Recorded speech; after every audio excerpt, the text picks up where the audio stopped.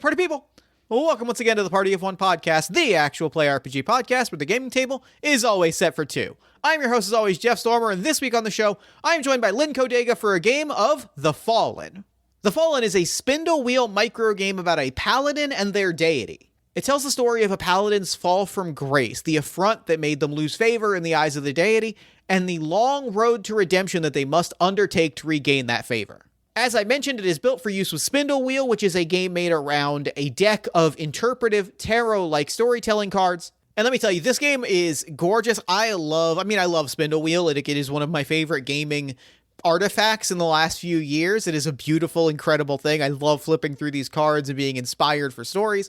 It rules. This game is fantastic. It is quick. It is rich. It is vivid. And the game kicks ass. You can find more information about The Fallen at spadeandspear.itch.io, or you can check the show notes for more information. Lynn is an Annie and Diana Jones nominated journalist known for their work in the tabletop RPG space. You may know their work from when they reported on Wizards' plans to update the OGL, harming a vast sea of creators using Dungeons & Dragons in their products. You may also know their work from when they reported on Wizards hiring literal Pinkertons to go intimidate a Magic the Gathering player for receiving cards before street date. Or you may know their recurring column on Gizmodo, the gaming shelf, where they spotlight a huge variety of indie, unique, interesting role-playing games, supplements, podcasts, and all kinds of other good stuff. You can find them on Twitter or Blue Sky at Codega, or you can find their Gizmodo work in the show notes. Now, before we begin, there are a few things that I want to say. First, on behalf of myself and Party of One, I want to say that we stand in full support of our friends, peers, and colleagues in the Writers Guild of America as they fight for better pay, better working conditions, and a better path forward in the industry. And furthermore, I would like to encourage you, if you're listening to this episode, you have the financial means to do so, and you'd like to support the strike, to go to bit.ly/entertainment fund and make a donation to the Entertainment Community Fund. This is a fund that specifically supports those in the cast and crew of shows that have been impacted by the writer's strike, that helps them pay bills, rent, and stay afloat while the strike is ongoing. Simply go to bit.ly/entertainment fund, select film and television, and make a donation. If you do this, send me proof of a donation of any amount to partyofonepodcast@gmail.com, and I've got some games and goodies that I can share with you. It is the least that I can do to support the strike. As always, thank you for listening and thank you for your support. And with all that said, let's go ahead and throw it over to me in the past so that he can get started with the show. Take it past me. Thanks, future me. There's excited, and then there's how I am feeling for today's recording. I am sitting down with Lynn Codega. Lynn, thanks so much for coming on Party of One. You're very welcome. I'm excited to be here. So real quick, at the top of the episode, why don't you take a moment and let our lovely listeners at home know about what you've got going on that you might want them to know about? I literally cannot talk about what I've got going on. Just not allowed. But that is because I am a journalist and I generally cover entertainment of all shapes and forms. And I have become especially well known for my coverage of the tabletop and gaming worlds. I really admire your work, honestly. This is one of those things where, it is a rare opportunity for me to get to tell the people whose work I genuinely admire on mic that I admire their work. So I am taking this opportunity to say, hey, my friend, I like the work that you do. It means a lot to me, and it means a lot to a lot of people, and so we appreciate it. Thanks, Jeff. That's really nice to hear. For the most part, a lot of journalists, myself included, kind of toil in obscurity, such is the way of the world. So it's very, very encouraging to sort of hear people are cheering from the sidelines, so to speak. Very, very, very much so. And I know I am not alone in saying that. And speaking of I don't know why speaking of was a thing that I felt like as though I had a good segue, because I don't. Hey, do you want to play a fun game? Because we got a fun game to play today. Cheering from the sidelines. How'd you like to be a part of the sideboard?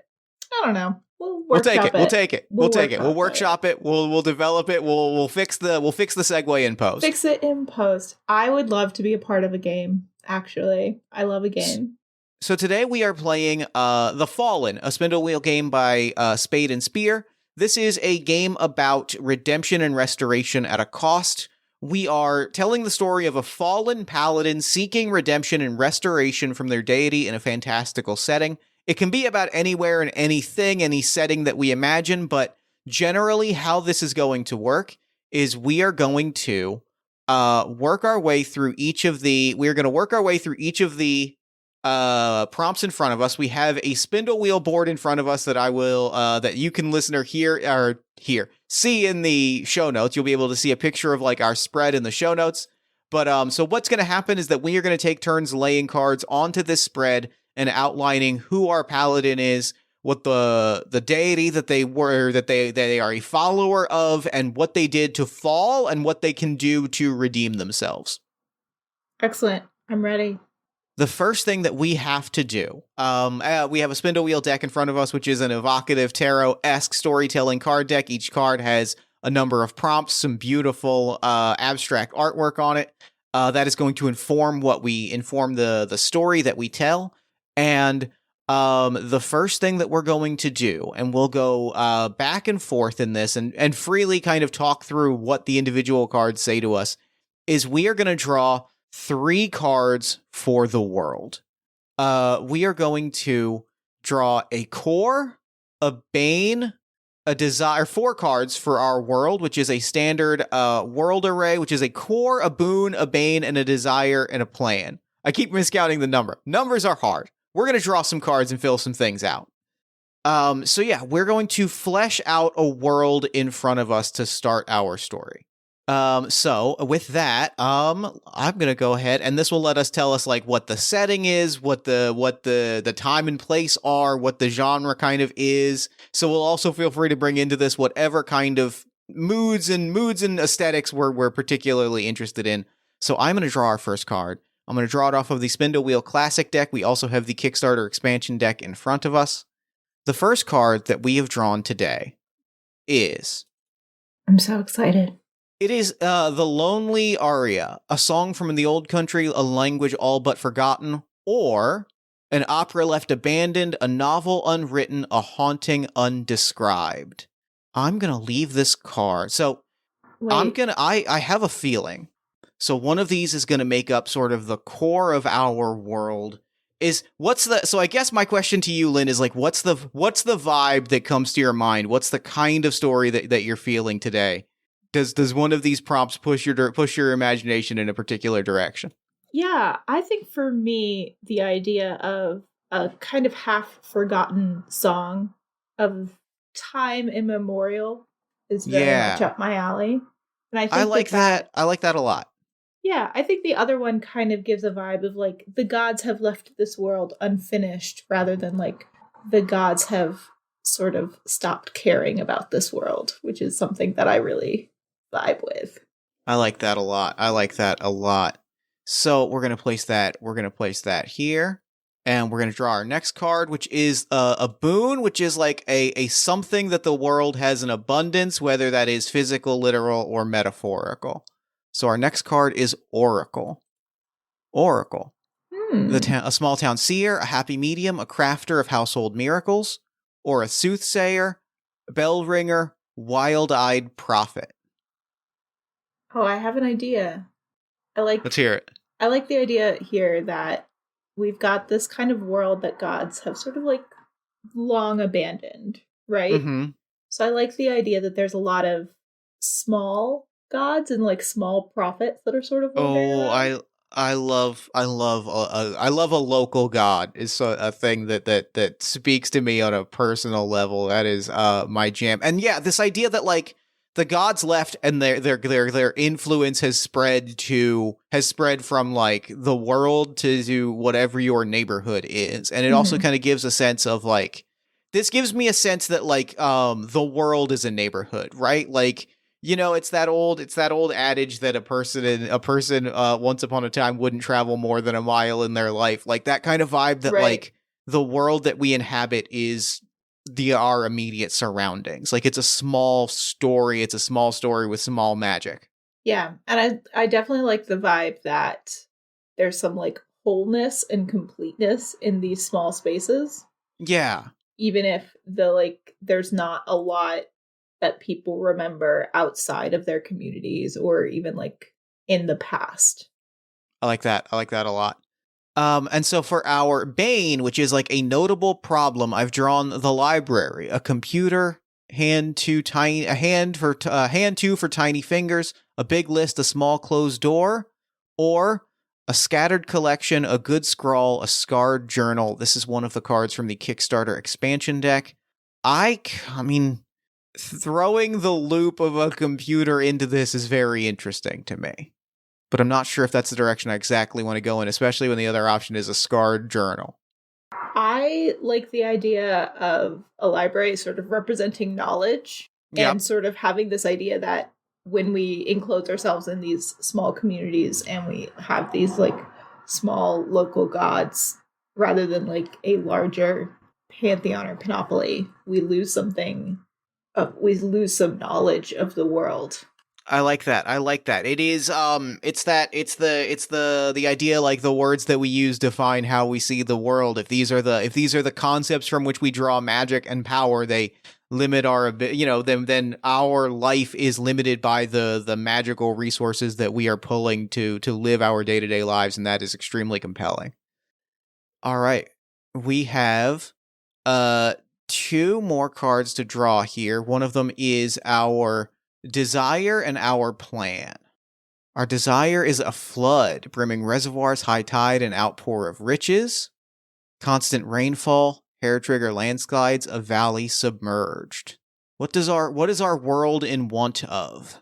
I think it's my immediate gut. I'm going to throw this at you and see what pops into your head is if we really pull, because there's the one that says an outpour of riches, and that feels very like logical to pull from for like a thing that a world wants. Right. And I'm wondering what happens if we pull from the opposite, a constant rainfall, hair trigger landslides, a valley submerged.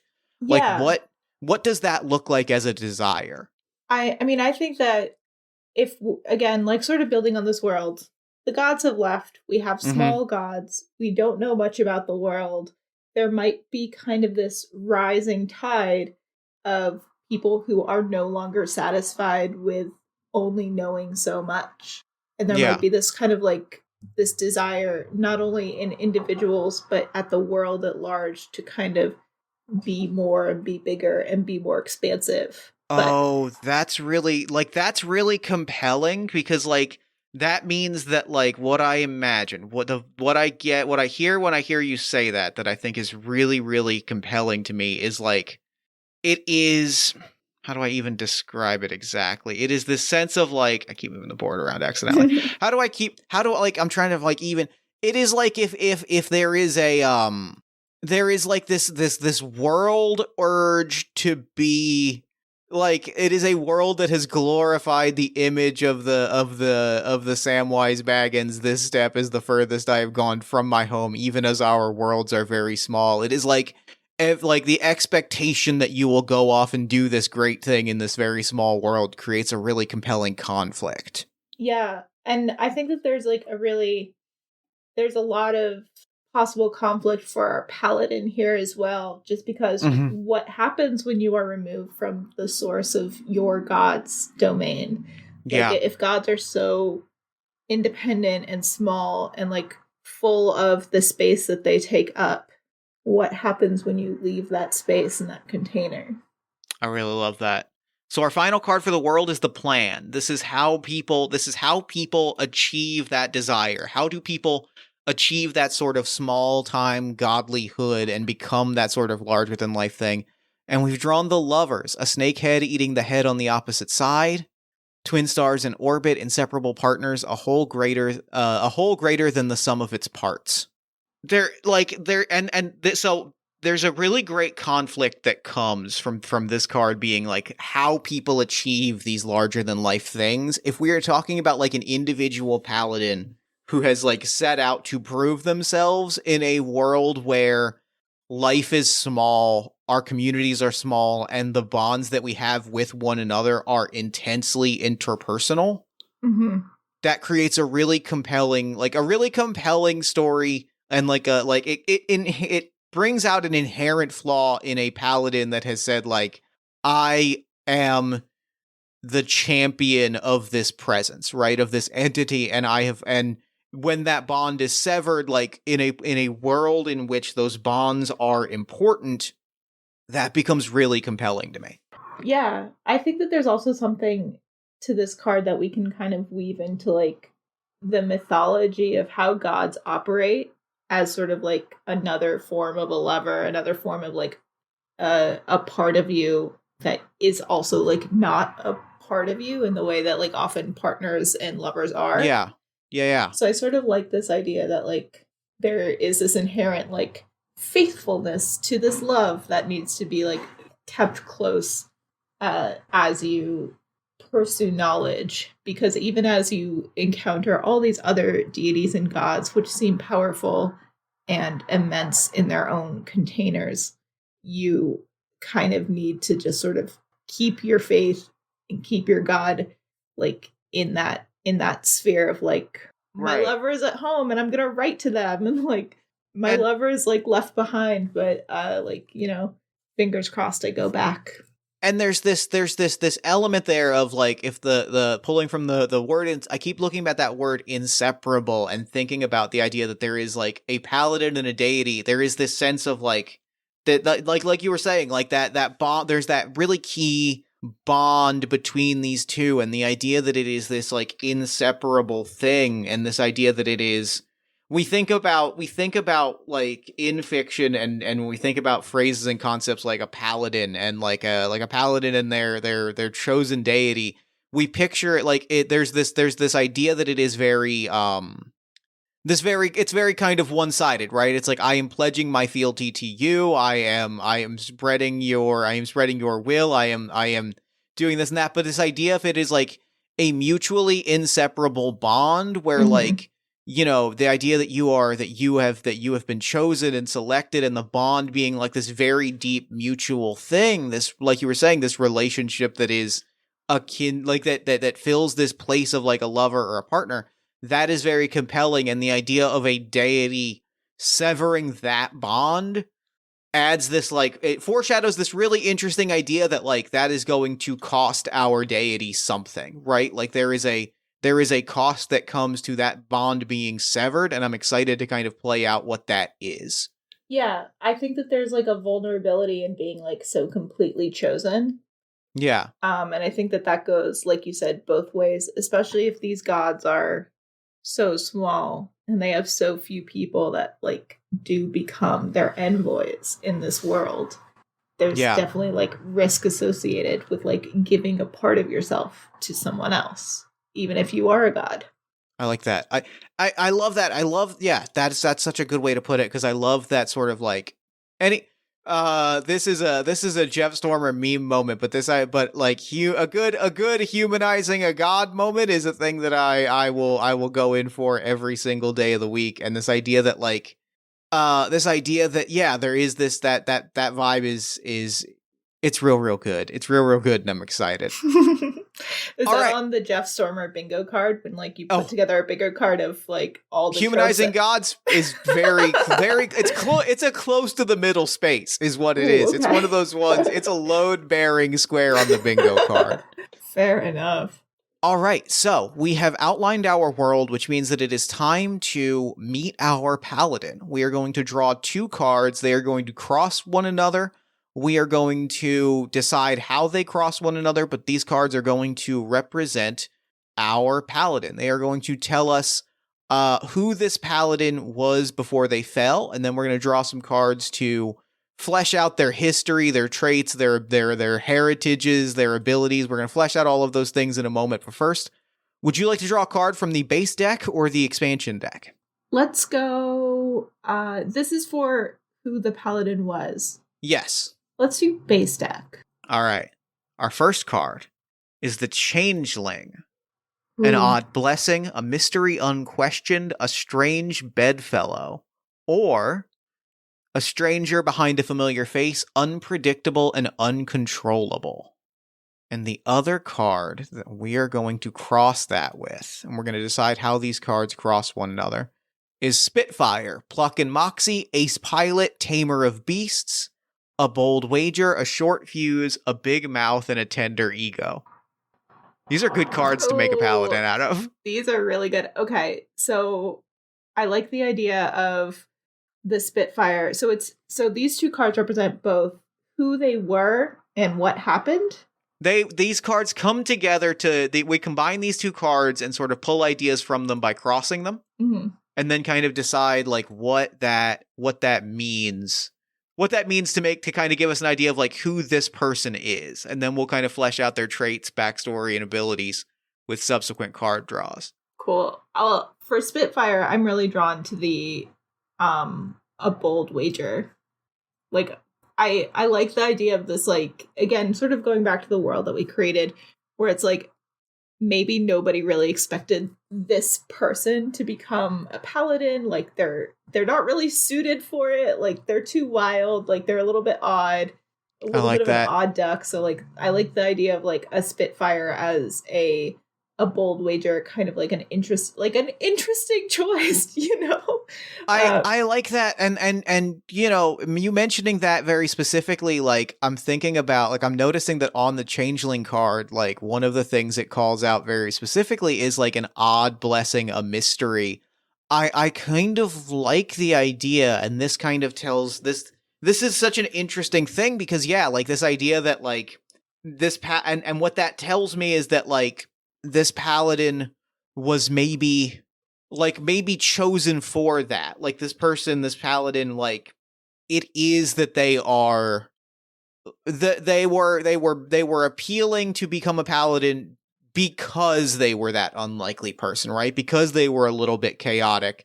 You know, I love a character with a big mouth, and so like this idea that they were this sort of brash, out there, you know, big, loud, slightly chaotic, disastrous character, like that being why they're a paladin is super, super interesting to me, and I really want to know like why that is the case. Yeah. So sort of as you're talking, I'm getting the image of like a paladin that's like too much of a person, and like the idea that like even if they were kind of like on the fence about being a paladin, because like they're really, I think that this person like really knows like I'm not the person you would typically choose to do this. And I think that there's an interesting dynamic here going back to like lovers and humanizing gods, where it's like faith in like in between human beings, and not necessarily faith in between like a god and a believer. Like faith goes both ways. So I think that there's this idea that we can work with here, where this like this deity is like, I have faith.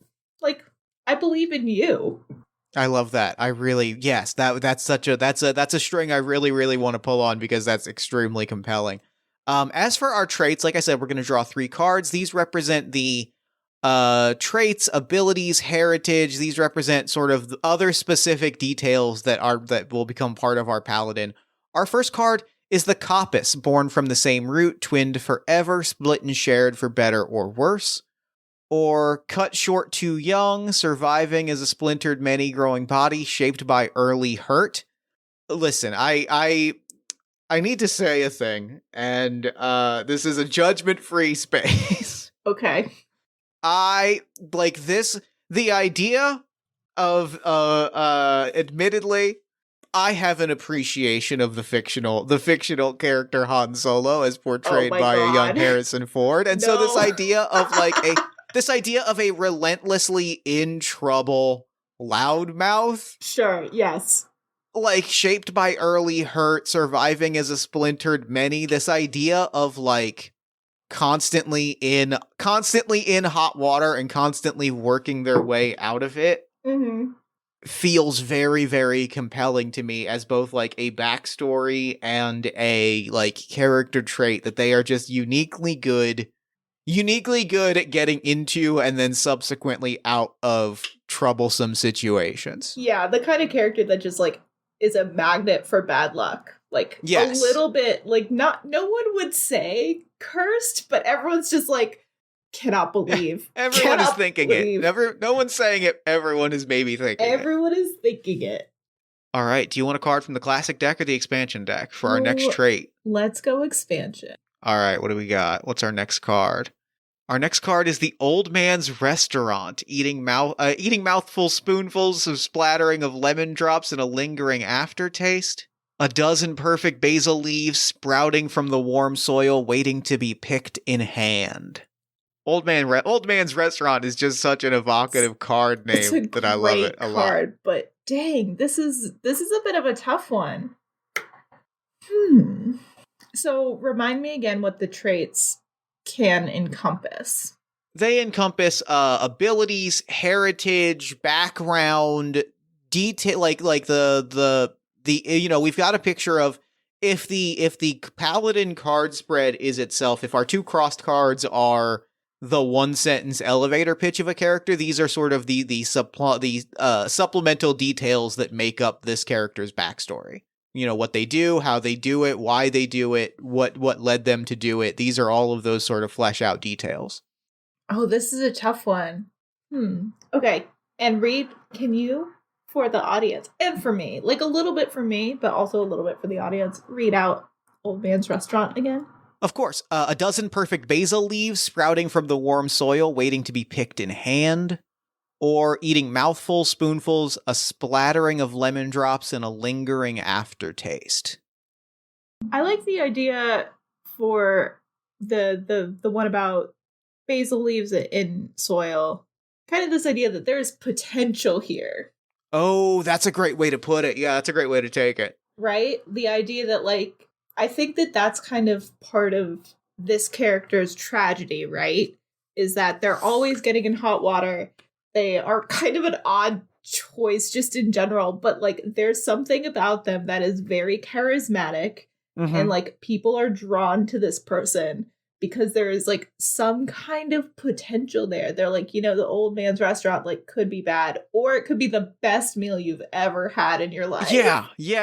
And it's what that tells me, and like building off of that, the thing that tells me is that like that potential is apparent when they are getting out of trouble, right? Like it is that sense, it is that person that you watch get into just the worst situations and then they find not just a way out of it, but the most like in an instant dazzling way to just like let everything fall right off right off their back, and you just watch them and you're like, how the fuck did you accomplish that? Yeah, and I think that there's also something kind of interesting here is like we always hear about potential as a good thing. But I think that there's also something really intriguing about the fact that like potential is a risk because it's not a guarantee, and it's like there's never anything that you can do to ensure potential like become something else.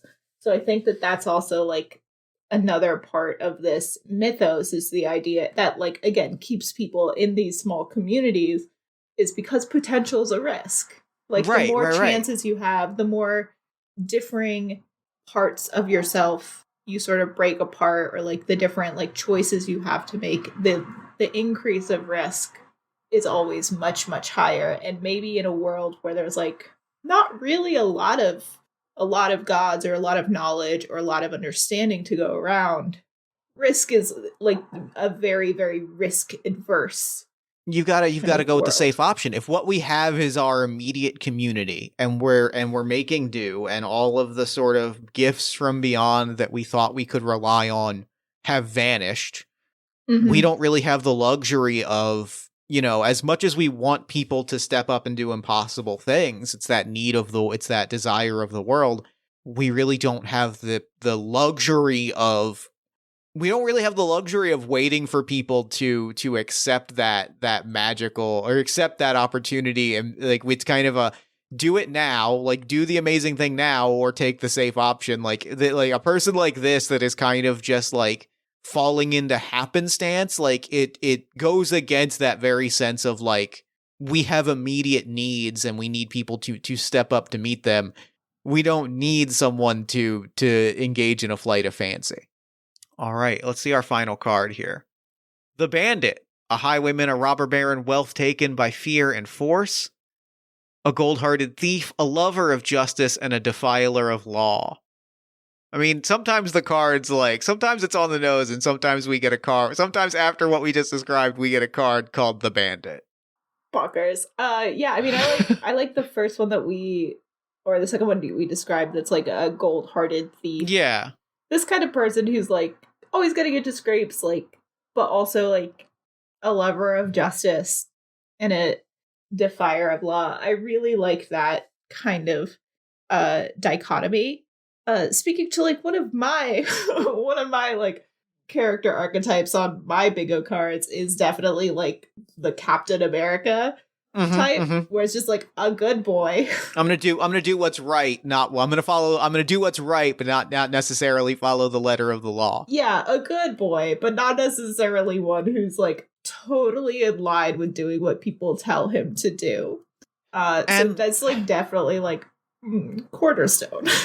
Likewise. This is a shared cornerstone of our collective bingo cards. And like the idea of this community that like needs people to step up and asks people to do these impossible things. Like that community having a need for a good-hearted thief is like extremely compelling to me. It's that idea of like somebody, you know, wronged us, somebody took something from us, something bad has happened. And we need somebody to take it back. Yeah, We don't want it to be any of us, but right. We need somebody to go steal it. Wink, wink, stare off in their direction. Yeah, I think that there's something really good about like a community. Not like I think that there's like definitely a direction where it's like the community could be looking for an outcast to like take the blame as part of their contract with the deity to like right a wrong. But I also like the idea that they're just like, but like, let's not actually choose them. Like, let's say that we're going to choose someone else. Like, please, let's not actually choose this guy, because like there's such an inherent risk in this little weirdo being let loose with a god. Like, I really love that. In lockstep. I love that a really lot. And speaking of a god, with that, it is now time to flesh out our deity. So we're going to draw 2 cards. We're going to cross them. The same way we did for the paladin, and this is going to introduce us to who our deity is.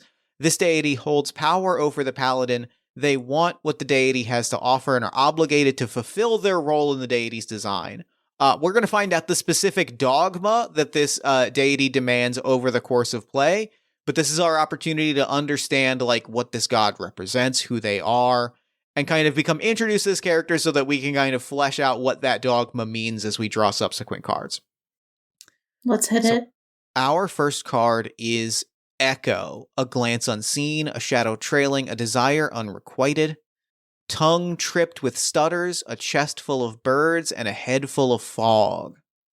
Just the word echo, like, is supremely compelling to me in a world that has lost this knowledge and lost this sense of stability that like was a world of gods that is no longer. Like the word echo immediately like brings a lot of things to mind for me. Yeah, it's good. I'm making little notes and I'm waiting for like card number 2 before I like start.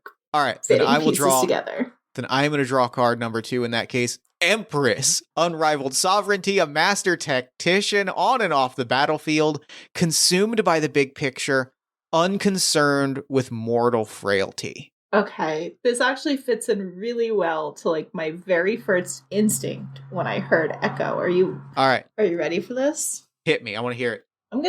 I would like to propose that the god of this town is kind of either believes or actually was one of the great gods of the pantheon. Okay. And, like over time, the kind of echoing of this god's power throughout this world has diminished it. And the idea of like, this is kind of a reverberation. It's like, imagine if out of all the things that you could hear from a god, all you could hear was a heartbeat. And this is like the last heartbeat of this very, like, what the memory of this god is huge in this world, but no one quite knows what it is. That's pretty amazing. And like for that god, and like that kind of ties back into what you were to that idea about like potential as a terrible thing. If one person can truly hear and comprehend the heartbeat of this ancient one, maybe the last of the great gods that still like can be found on our world. If one person can truly hear that heartbeat and understand it and like commune with it and to the point where they know what it's saying, and it's this fucker, I know. And like imagine if it's like this just kind of this dumbass. Like, that's Total very, dumbass. very good. That's really good. Oh no. And yeah, like imagine like taking this god as a lover and just like imagining like this small echoing heartbeat of like one of the last great gods of this world. Like, and imagining the kind of like the loneliness of an echo where it's just like you are not the originator, you're not the yeah, real thing, you are an echo, you're the second thing that comes, you are like that's after really thunder strikes, you're not even thunder, you're the next like little reverb like after the fact. Yep, that's Sad. real good. That's really good. Whew. All right. So now we've got this idea of this god, right? It is this echoing presence. It is the echo of the last great god in this world. It has come this echo has fallen upon this small community far away from anyone else, left to deal with itself, left to deal with its struggles on its own, and it has fallen upon the ears and the heart of the weird scumbag thief that we don't really trust, but that we keep around because they're useful. Oh god. That's great. This is really, good. It's really one of the, the meme where it's like worst person in the world makes a really good point. Yep. Very much is. That's what this is. They're just like the worst. And like we're going to foreshadow how the game kind of plays out is we're going to, after we outline what the affront is, which is the next card that we'll draw, we're going to outline what the 3 trials are for this character to sort of like get back to their holy place. And in doing so, we're going to kind of get to know both the dogma of this god and also, the presence and the offerings that they can give to a paladin, and sort of how the paladin uses their skills and all of these things to sort of get back to that place of holiness.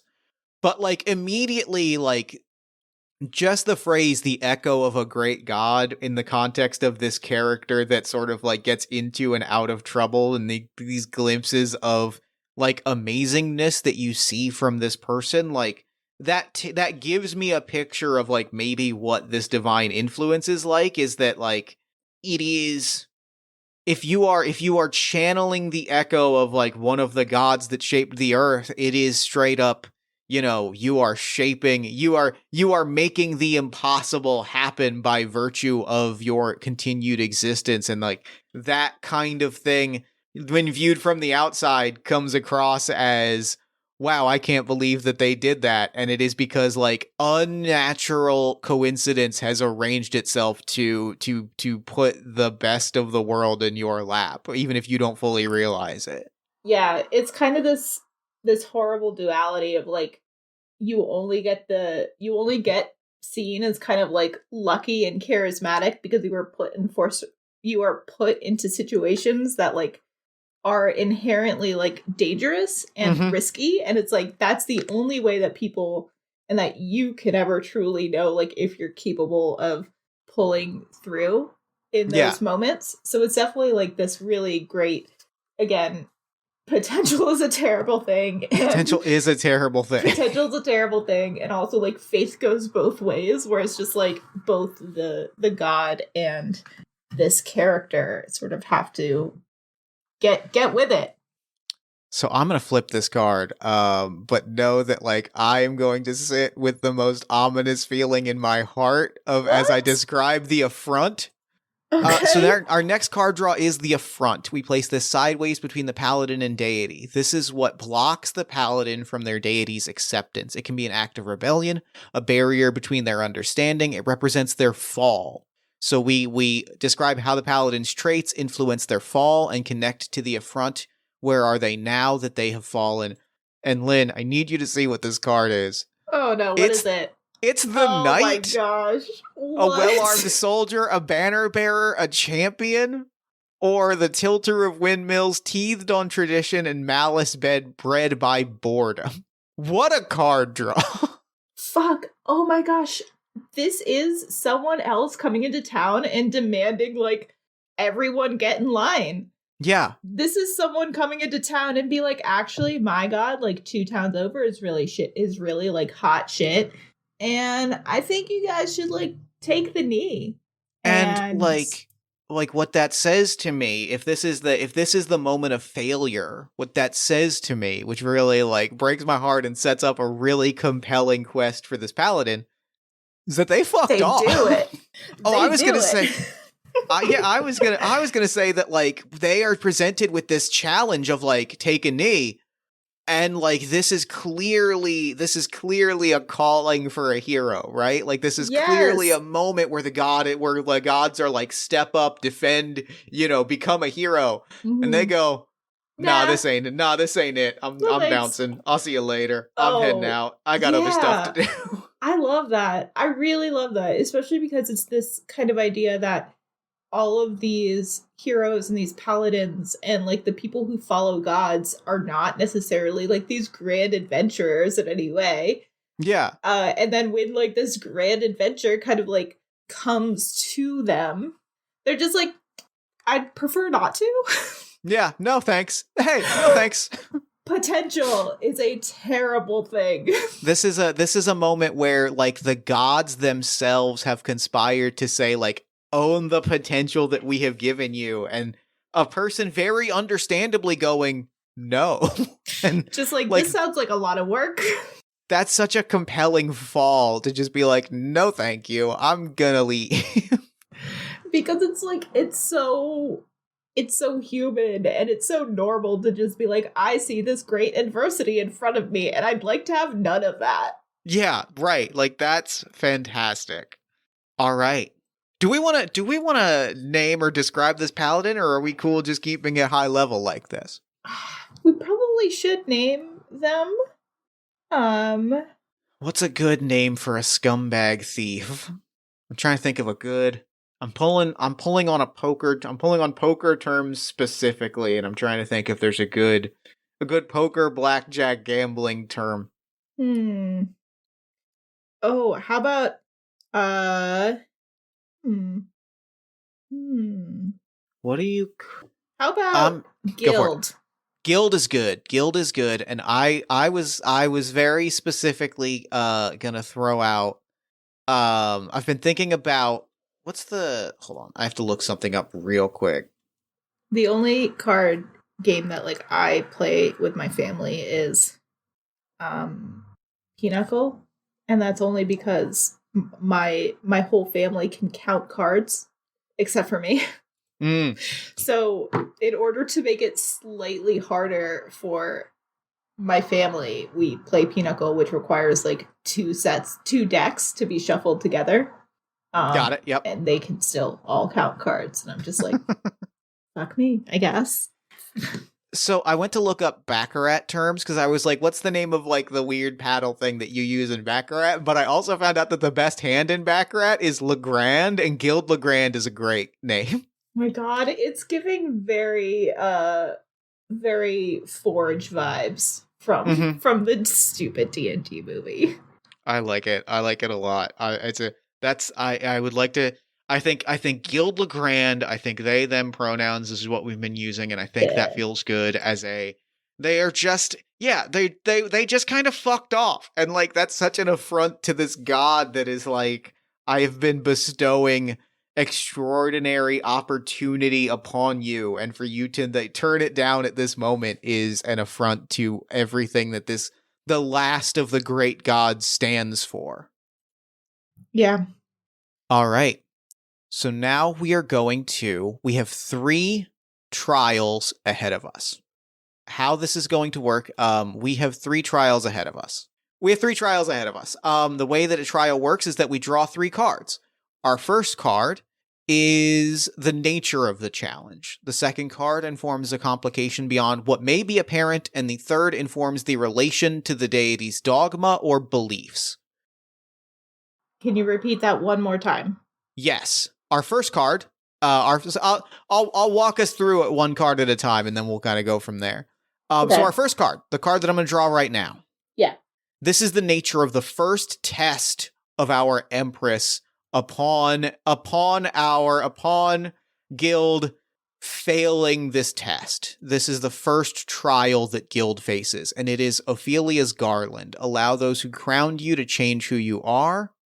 A weeping flower crown, a dubious honor, a sickly and desperate faith. It's got to be the first one that you said. Allow the person who crowned you to change who you are. Oh no. Yeah. All right. So can we put down all three? Yes. And then figure it out? Yeah. Okay. So our next card, our next card is a complication beyond what may be apparent.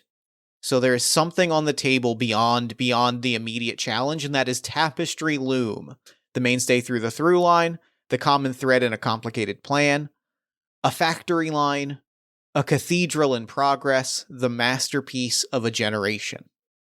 And finally, our third card is the specific belief or piece of dogma that our Empress, our echo of a god, believes that informs why this is necessary, and that is Black Book. Bribes taken, murders bought, secrets recorded, an old memory, a family tree, a private journal.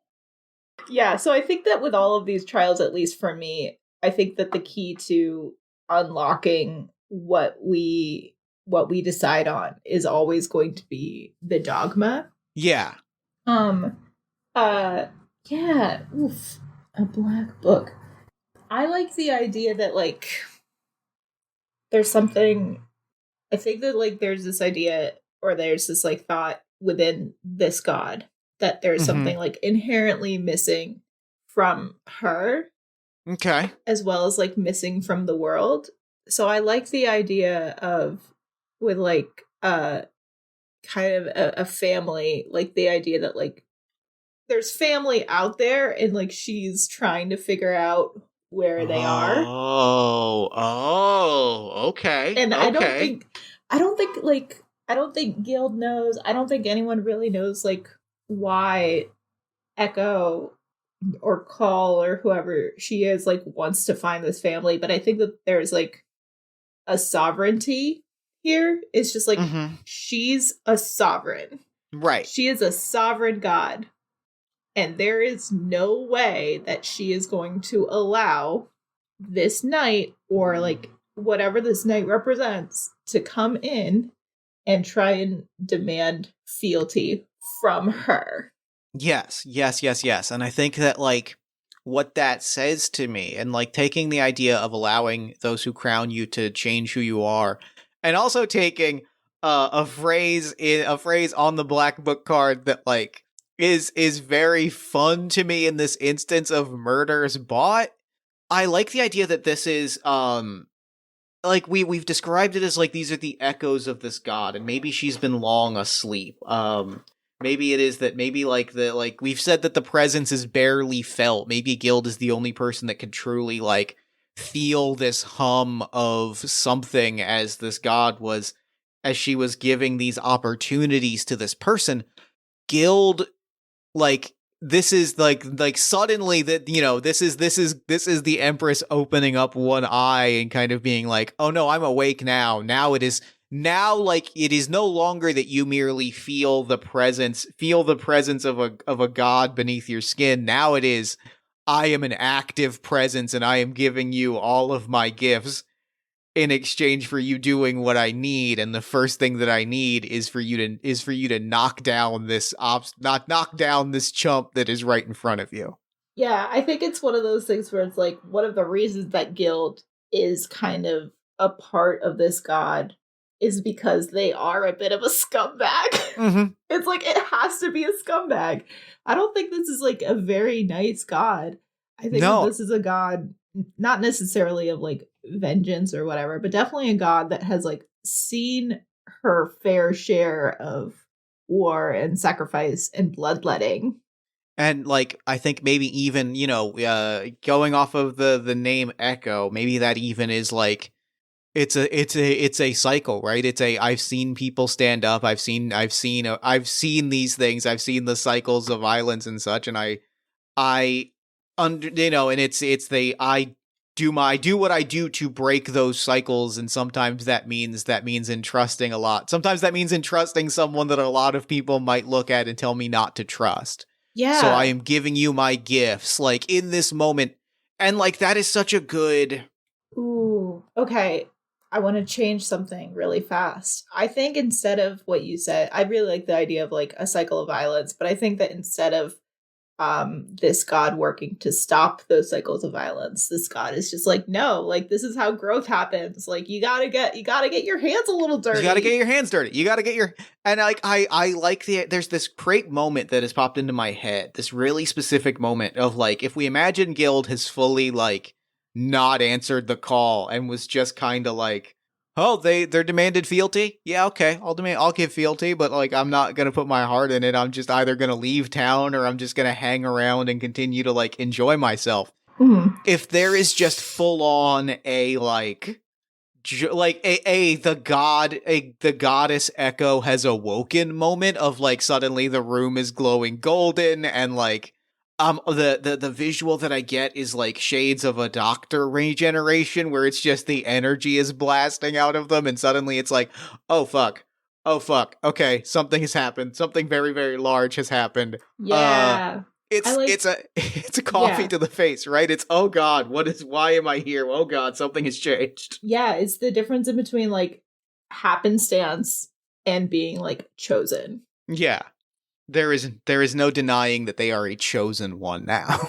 Yeah, so I think that it's one of the I think that I like the idea that like I think by the time that this happens, right? I think that by the time this trial has happened, I don't think it's immediate. I think it's something that takes a while, like maybe even like a year or something like Mhm. that, where it's just like people have kind of come in from outside and are like there's a moment where there's like an active like harm done to this goddess. And I think that's when like the trigger happens and it's just like, Yeah. okay, like enough is All right. enough. You've had chances. You fucked around enough. Get to work. Yeah, exactly. It's just like, I see that you are having a good time. However, I love it. I love it so much. Yeah, and again, I think it's one of those things where it's just like, again, faith goes both ways, and this idea that like faith can take you very, very, very far. But I think that like a minor miracle in the way of like an oracle, the many oracles that we've described, and like the many oracular happenings. Sometimes you really just need like someone to actually like smack you around with like a real big piece of magic. Sometimes you can put all of the clues in front of someone, and then you just have to sit them down and go, "Hey, I'm sending you a message. Please look. Please look. Like, okay, Guild, we have had a good time. It's been fun. I'm done. I'm done playing. Now it's time for serious business." Yeah. That's great. Do we want to move to our next trial? Yeah. All right. Our first card is reproduction. The only method of creation to look in a mirror and say almost. To try and make something beautiful, only succeeding in making something. Our complication is hunter, fur-laden and sharp-eyed, color of herds, harbinger of extinction. The wolf in the woods, the monster in the water. And our dogma is survivor, scar-crossed in body and mind, wounded and raw-hearted. Shipwrecked sailor, mountain roamer, shiv maker, snake eater. Oh, it's good. Real good. I mean, obviously, like survivor is a dogma for this entity is like I will abide. I am the echo. Like if you put an echo in a chamber, it will continue to echo. I am something that does not fade away. And like that, and tying that into the quest of the phrase making, like trying to make something beautiful, but only making something, and what you had said earlier about like there is some kind of a family or like a larger number. If she is the only surviving of a rank, if she has the belief that there are other remnants and other echoes out there, she's like I will not die. Like I will not fade. The echo will continue to spring out. And if that's true of me, maybe that's true of the other gods of which I was brethren. Like it is go find the echo. Go find the echo. Go it is your job now to go and like find these things. Like you are a person who is skilled at going places where others won't and doing things that others are afraid to do. Yeah. Go out and find these things. I like the idea that Guild kind of accepts the garland, right? Like the garland is like, you will allow someone to change who you are. Again, that happens so commonly in human relationships where it's like, love, you will change throughout your life no matter what. Yeah. But often when you are with a partner, you will change at a slightly accelerated rate just because of the nature of how you adapt your life to fit other lives around you. And I like the idea that what you said, where Guild, they have to go out and find the other echoes of other lives and other partners and other lovers and other gods. And the idea that while Guild is away, more hunters start preying on this town. That's really good. And the other, like, that's great. And the other complication that I wanted to throw in, I think this is multiple complications. The phrase "the monster in the water," I love the idea that like these gods that we are describing are not like, it is not a pleasant experience to come across like an echo of one of these great old gods. Like it is a matter of like, I am staring down like a living sentient nightmare and I have to convince it to come to a family reunion. Yeah, I think it's not only like I have to convince it to come to a family reunion, but like I have to convince it to fall in love with me. Right. I have to convince it that I am worthy of love. I have to convince this immense, imminent, ungovernable, ununderstandable creature that I am worthy of being loved by it. And like what that is super compelling to me is like, yeah, the person that you would send to do that is this person that is sort of irresistibly charming in a messy way and is so messy. And like has done like has lived a bunch of different lives in a bunch of different contexts and has been a bunch of different people to a bunch of different people. Like, yeah, that person who's kind of thrived on that lack of stability when suddenly they're confronted with, well, how do I make this other omnipresent being believe that I am worthy? Like, oh man, I also really love the idea of like this kind of image of this world where if you are a paladin to multiple gods, you sort of have to imagine yourself in this like a polyamorous relationship with all of these deities. And I just there's something really good about that, where it's just like there is so much given to people when you are in those sorts of like polyamorous branching relationships, that it's like it takes so much work and understanding, communication and love and trust and faith to like establish those kinds of formative bonds. So I just really like the idea that this god is like, you know what, you're kind of cute. I think that the other gods that I'm related to will think you're cute. I think you should go seduce them and become more powerful than any other creature on this planet. I really, really like that. I love that. And I love that it really like as sort of like otherworldly and terrifying as some of these entities are, it does just come down to, you know, communication and understanding and trust, and it is just, you know, the ability to relate. Like it is the idea that like we going all the way back to our world cards, the idea that like the gods that exist on this world and like the echoes of the gods that came before, like they are people, right? Like it is a matter of finding the human in the god and finding the way to understand and communicate and love that. And it's a very human experience, and having a person that's like, yeah, I can navigate all the dangerous stuff, but like, I also see people and I love people. Like there's something kind of beautiful of that. Yeah. Yeah. I like it. All right. We've got one final trial. All right. Let's do it. Our first card is Star, the narcissist grasping for fame, desperate to be seen by power. Or a hotshot, a rock star aspiring to legend. We've got Wind, no sign of where we sat on the dune next to the rustling grass, next to the rustling grass. In winter, the sea foam falls like snow on our garden in unregulated. Hold on, I actually have to flip this card. I was like, I can read upside down text, and then realized I certainly cannot. Maybe not. There we go. In winter, the sea foam fell like snow on our garden in unrelenting assault. And this is the Wind and Waves card. This is with the Wind and the Waves. Mm-hmm. And our final card, the Grave, a devastating loss, a bone healed wrong. Closure gained, last words spoken, the end of an era.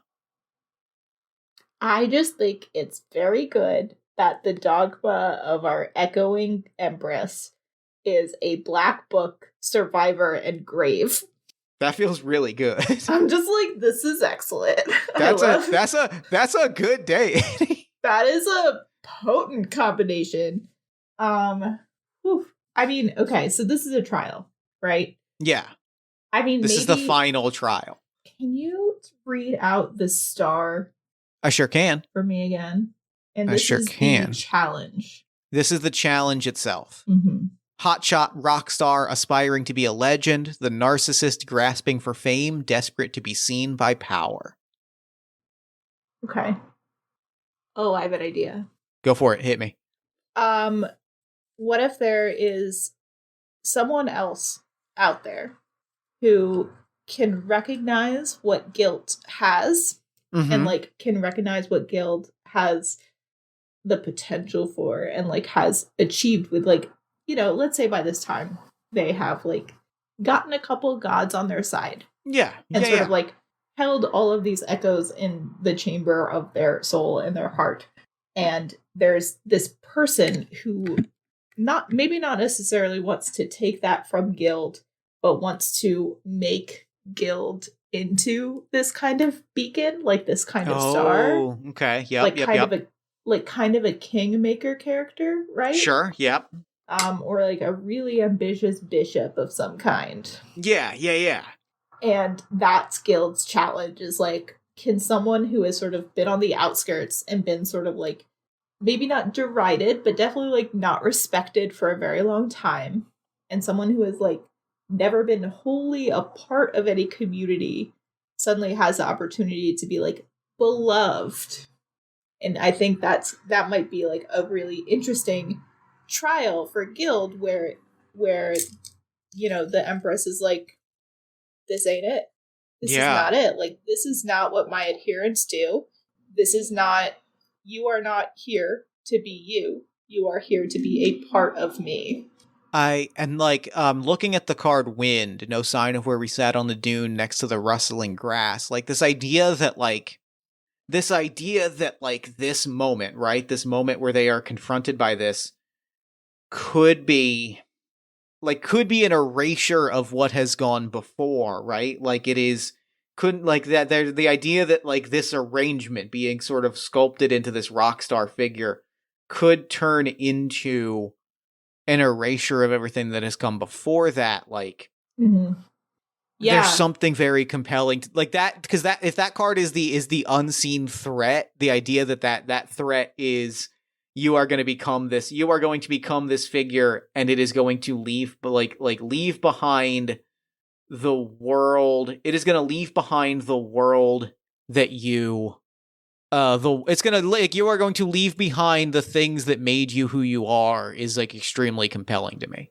Yeah, I think that this is also a really great one, because there's something about this where if Guild becomes what this person wants them to become, that's really not, that's like, it's one of those things where it's like, they are not a god. Yeah. They should not act like a god. They should not be revered as a god. Like, that is not why gods love people. That is not why gods choose people. Yeah. So there's a part of this that is just like, very antithetical to what, like, how gods are worshipped, how gods are spoken of, and how human beings, are loved by gods. And I Yeah, and think that the it's that waves. two-way relationship thing, right? It Mhm. is the like, you know, there is this we described like the one of the things of this like going back to that lovers card, like it is a two-way thing, right? Mhm. It is a recognizing the beauty and power in each of these things, and this outside presence is kind of implicitly saying you don't need these other beings with whom you have made this deep personal connection, like these people that have done this for you, and that you have built these relationships with, and like, fallen in love with. Like we have said that Yeah. this is a love. So like it is very much saying like you don't need the people that you love, you can replace them. And the Mhm. trial is really, in spite of all of the power and the gifts, having the strength to say, no, I actually do need the people that I love, and these relationships are powerful. Yeah, and I like the way, and I think that ties into the grave, where it's just like it's womb to tomb, baby, like no It's in womb to tomb. between, like It's womb to no tomb. in between. And I think that the wave card of this is really good because it sort of is reminiscent of echoes and reminiscent of heartbeats and reminiscent of like breathing in a very clear way, where it's just like there is something far greater here. There are beasts in the water, and you would deny that. Yeah. I love that. That's really, and like that is, and it kind of also goes back to like, in the grand circular nature of things, it kind of also goes back to Ophelia's garland, right? Like it goes Mm-hmm. back to, this was someone that kind of like lived on their own. This was someone that kind of like did their own thing. And this is sort of the ultimate task of asking, like, can you accept that you, in this moment, are fully and wholly dependent upon the people that you love? Like, are you willing to open yourself up and be vulnerable enough to say, Mm-hmm. like, I need these people. Like, I need the people that I care about, and I need the entities that I care about, and the entities that I love. Like, it is not merely saying, this is someone that like has lived a life that said like, I'm going to kind of cruise from thing to thing, and this is very much saying like, you need to, like, Stand for something. this is a moment where you need to stand for something, you need to commit to something, and you need to commit to someone's. And that is kind of a beautiful, powerful thing, and like a very big moment that, honestly, yeah, I feel like is a good last trial to make someone into a chosen paladin again. Yeah, and I think that there's also like kind of in our vein of like potential is a risk. Like this is the risk that like this guy might have like not humble themselves when they need to like stay humble, when like there's literally someone Yeah. talking in their ear saying like, why aren't you a god? Yeah. I love Very it. good. I really, really love it. That's fantastic. And so, like, with that, like, they have accomplished their 3 trials, and they become a truly empowered paladin of Echo the Empress. And that is, and like, I think, but yeah, what that looks like is like, I don't think that they exist anymore. I don't think that they do. I think that I think that they enter into this, like, the same kind of, like, liminal ethereal space that these other echoes of the gods reside in, as they become, for lack of a better way to put it, like, entangled in this sort of romance with these otherworldly beings. Yeah, I think that it when it happens, it's definitely it's like it's a very soft moment. Like no one really knows, but I think Guild, like, as knowledge and power and like God start to gain more of a foothold in the world than they had been, Guild just becomes a part of that. Yeah. Somehow they become, and like they move into like like the sort of stranger ephemeral plane, and they live with like their lovers for eternity. And I love that. that's their rest, is that What a they like that's what they have to do. What a good ending for this character. What a good ending for this story. And with that, that is game. This ruled. Yeah. That was the coolest. I'm so happy with that. Holy shit. That kicked ass. That was very good. Oh, thank you so much for joining me for this game. That was amazing. I'm so happy. Yeah, it was good. Just like, yes, very fun. Good vibes from beginning to end. Thank you so much for joining me. Real quick, before we wrap up, where can people find you and your work online? Unfortunately, I'm very much on Twitter. I'm at Lynn Codega, CLINCODEGA. I also am a staff writer for io9.com, and I am all over that website. Well, thank you again for doing the show. This has been an amazing experience, and for now, I'm going to throw it over to me in the future so that he can wrap up with the show. Take it, future me. Thanks, past me. And thanks again to Lynn for coming on the show. That game was... I knew that game was going to be special the moment that we started planning it, and it turned out to be exactly what I wanted. It was just as much fun to listen to as it was to play. God, I like this game. This was so much fun. Thank you so much for this experience. As I mentioned at the top of the episode, you can find your own copy of The Fallen at spadeandspear.itch.io. You can also check the show notes for links to Lynn's Twitter, Blue Sky, and their work at Gizmodo. Then while you're on Twitter, follow us at Party of One Pod. Like us on Facebook at facebook.com/Party of One Podcast. Find us on TikTok at Party of One Podcast. Find us on Tumblr at Party of One Pod. Subscribe to our newsletter at buttondown.email/Party of One Podcast. And join our Discord community at bit.ly/Party of One Discord. If you enjoy the show, there's a lot of ways to support it. You can support us financially at patreon.com/JeffStormer or ko-fi.com/JeffStormer. You can give us a nice iTunes review, shout us out to a friend, give us some love on social media.